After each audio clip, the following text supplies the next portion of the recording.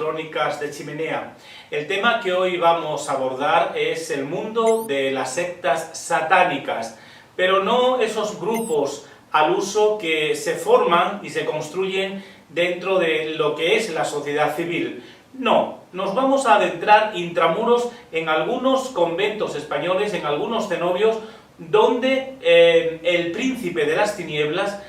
llegó a crear dentro del mismo su particular espacio para que determinadas monjas y determinados frailes le sirvieran, le adoraran, le invocaran, en definitiva que se postrasen ante él con el fin de poder sacar a cambio determinados placeres carnales y otros éxitos. El tema, sin duda alguna, merece mucha atención porque no siempre escuchamos hablar o oímos de que en determinados conventos pues, se fraguaron estas sectas satánicas. En concreto, vamos a conocer dos conventos españoles, uno en Navarra, en Corella, y otro en Antequera, en Málaga. Os invito a que paséis a esta particular chimenea donde las crónicas que vamos a contar estoy completamente seguro que van a ser de su interés.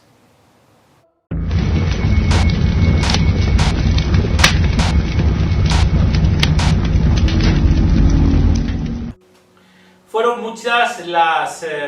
niñas con 12, con 13 años y de ahí en adelante que cuando nacían como primera hija de un matrimonio, sobre todo en los siglos anteriores, 16, 17, 18 y de ahí para atrás,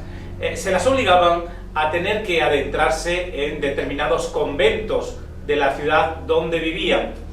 Y esto conllevó precisamente a que, bueno, pues muchísimas de ellas realmente pues no entrasen con vocación, sino que era una obligación porque esto a la familia le devolvía o le traía una cierta honra muy particular, dada, como no, bueno, pues por tener un miembro de su clan que forma parte de un grupo de religiosas o de religiosos dentro de lo que es la Iglesia Católica. Recordemos que también los varones, aquellos niños que nacían primero en un matrimonio, el primero que nacía también tenía que ser o para sacerdote o para fraile. Bueno, pues los conventos españoles se comenzaron a llenar con este tipo de personas, de menores de edad, y ello conllevó que cuando, digamos, tenían ya una cierta edad, como sabían perfectamente que la obligación de entrar en esos lugares había sido con premeditación y alevosía por parte de sus padres y por parte de esa cultura que estaba establecida en esos momentos en este país, bueno, pues hizo que algunos y algunas de ellas pues se rebelasen contra la doctrina y contra las enseñanzas que en esos momentos se le estaban transmitiendo en dichos monasterios. En España hay varios de ellos donde se van a fraguar, se van a formar sectas satánicas, y uno de ellos, quizás uno de los, desde mi punto de vista, importante por lo que tiene de temática documentada, es sin duda alguna el de Corellas, un convento de carmelitas descalzas de esta población que en el siglo XVIII, precisamente, a mediados del siglo XVIII, se va a caracterizar, entre otras cosas, por pactar con el príncipe de las tinieblas. Había 14 monjas, de esas 14, 7 van a formar esa secta satánica, van a firmar, como se solía hacer normalmente en los conventos cuando alguien pactaba con el demonio, pues el famoso pacto de sangre, pues cortándose, haciéndose una herida en la palma de la mano y con su propia sangre escribir ese pacto, pues entregándole su alma y su cuerpo al diablo de por vida. Por lo tanto, a partir de ese momento, lo que va a suceder con estas 7 monjas que han pactado con Satanás es que van a hacer lo contrario que se les exigía dentro del convento. Ellas, lógicamente, de cara a los determinados ritos que se hacían durante el día, ellas acudían, pero realmente interiormente no estaban rezando a Jesús de Nazaret, sino que despreciaban, a través de sus oraciones particulares a este personaje como tal y a María Virgen. Bueno, pues ni cortos ni perezosos, estas 7 monjas satánicas de este convento carmelitano de Corella van a comenzar a tener revelaciones del príncipe de las tinieblas, va a hacer acto de presencia, sobre todo en la celda de la líder, la madre Águeda, que además tenía una sobrina dentro de ese convento, y que estas 7 mujeres van a comenzar también, como no, a bueno, pues empezar a hacer aquello que estaba prohibido, que estaba vetado dentro del convento. Por lo tanto, los primeros que de alguna forma van a ser utilizados para llevar a cabo precisamente, bueno, pues esos contactos carnales van a ser los confesores de estas 7 monjas y otros frailes de otro convento de Corella. Además, se caracterizaron por quedar preñadas, algo muy normal dentro de estos grupos satánicos que se desarrollaban en estos lugares, y al quedar embarazadas estas 7 monjas, los niños al nacer los estrangulaban, a veces los escondían debajo de la cama hasta que llegaba la noche, y durante la noche lo enterraban en la huerta del convento. Eso sí, estaban precavidas de que durante la mañana, cuando el hortelano regresaba al huerto, que no cavase en determinado lugar, ya que ellas habían plantado flores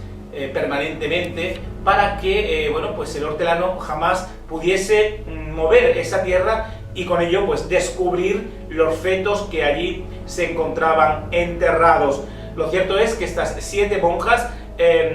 llegaron a parir hasta 4 y 5 veces, fueron más de 20 los niños, los fetos encontrados en ese espacio, y además de eso, cuando querían ocultar su embarazo, algunas de estas 7 monjas contaban a las monjas buenas, a aquellas que no habían hecho pacto con el demonio, que Sor tal o Sor cual estaba en la cama con dolores de vientres porque estaba reteniendo orina. Bueno, una de las boticarias, que era miembro de esta secta satánica y que era precisamente la sobrina de la lideresa, de la madre Águeda, ya se encargaba también de utilizar determinadas plantas abortivas para que realmente, bueno, pues el nacimiento de ese niño no fuese sonado, ¿no?, dentro del convento, y algunos nacieron con vida, como los propios documentos así nos transcriben. Pero estas 7 monjas no solamente tenían la peculiaridad de hacer también determinados ungüentos con el semen masculino de los frailes que acudían a dichas celdas, o con su propia menstruación que mezclaban con determinadas plantas, y que parece ser que al pasárselas por determinadas partes del cuerpo, es decir, donde había orificios, por sus vaginas, por sus orejas, por sus narices, hacía que bueno, pues sintiesen y creyesen que estaban volando, ya que ellas mismas cuentan que desde su convento iban volando hasta el convento de los frailes, y a la inversa, es decir, los frailes que también se ponían estos ungüentos también contaban que ellos también volaban desde su convento hasta el convento de las Carmelitas. Lo cierto es que tenían que dar una imagen beatífica, santificadora ante sus 7 hermanas que no formaban parte de la secta,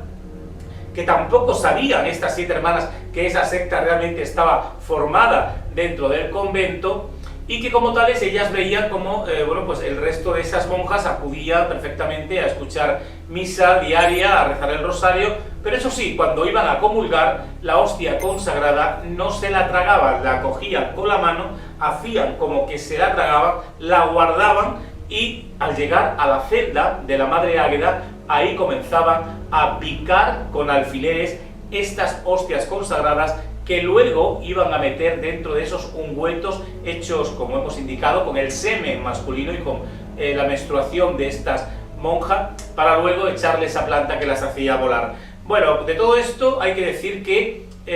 ellas intentaban engañar no solamente ya a sus hermanas buenas, sino también a todo el pueblo de Corella, haciendo creer a la población que la madre Águeda estaba siendo visitada por Jesucristo, y que además en su cuerpo le había quedado las marcas de este. Se podía ver, por ejemplo, dice el documento, cómo la madre Águeda aparecía entre rejas ante la población, enseñando sus manos con los orificios de los clavos manando sangre, lo mismo en los pies, en el costado, y que a veces también lloraba lágrimas de sangre. Lo cierto es que se descubre, según los médicos, que en su momento, cuando estas monjas fueron detenidas por la Santa Inquisición de Logroño,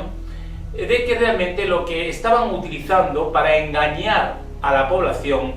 era precisamente tierra sigilata, es decir, una especie de tierra sacada de una especie de ladrillo. Esta tierra venía de América y que, bueno, pues de alguna forma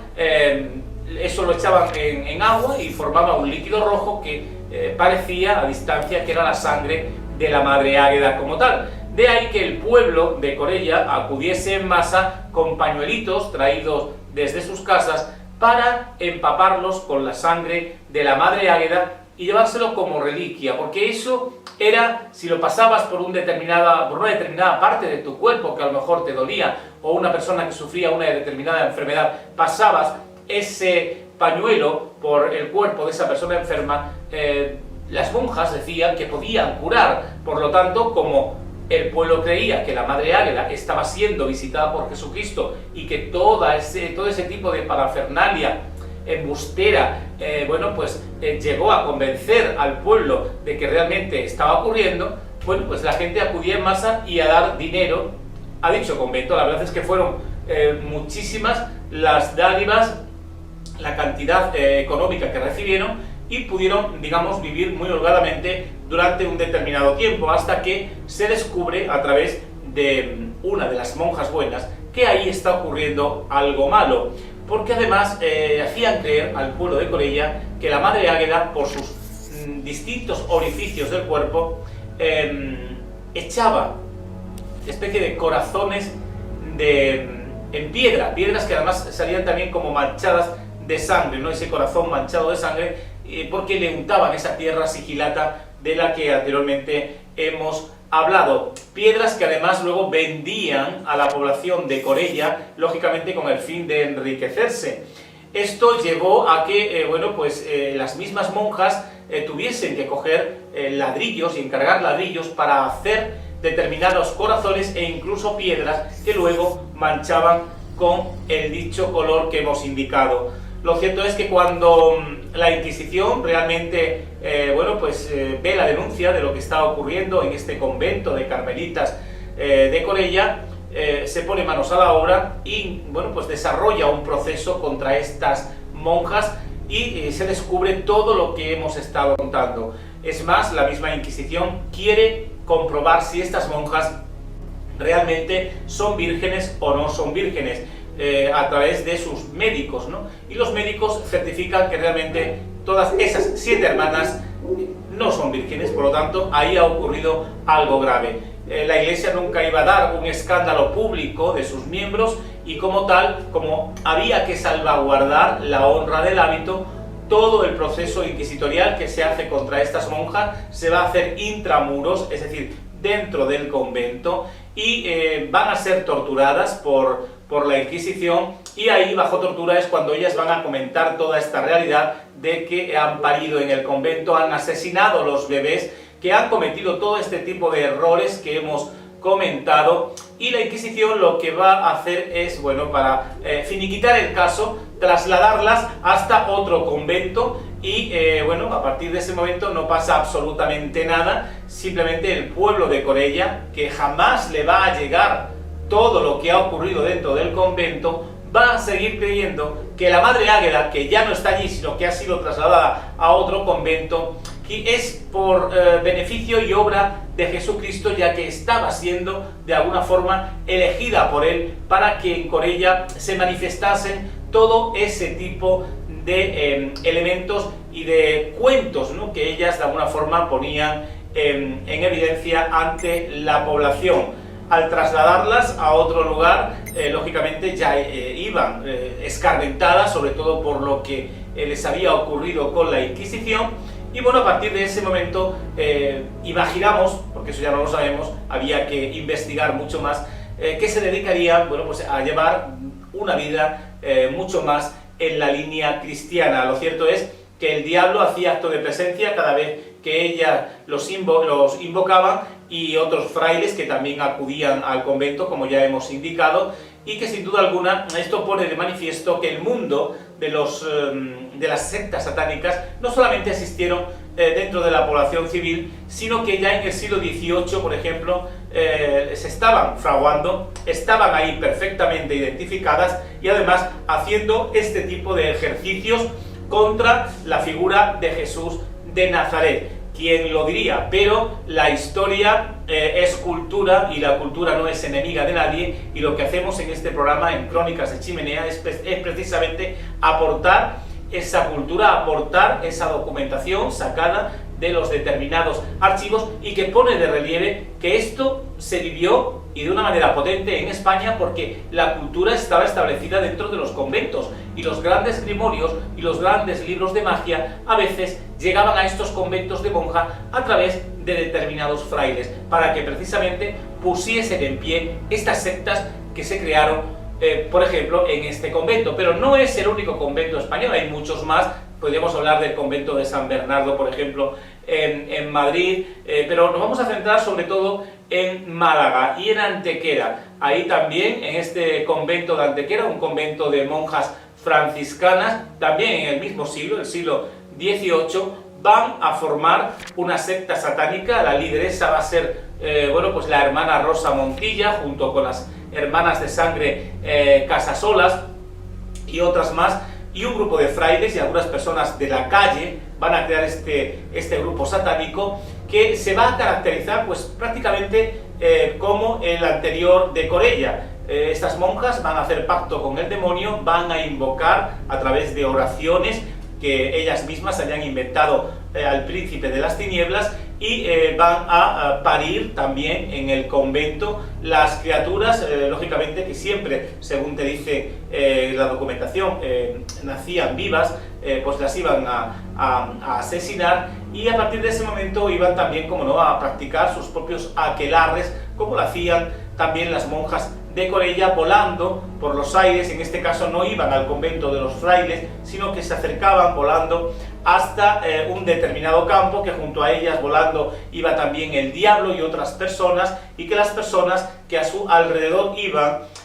digamos que iban como aullando y emitiendo rugidos como de lobos, de perros y de otros animales, ¿no? Lo cierto es que cuando llegan allí a ese campo, según cuenta la documentación,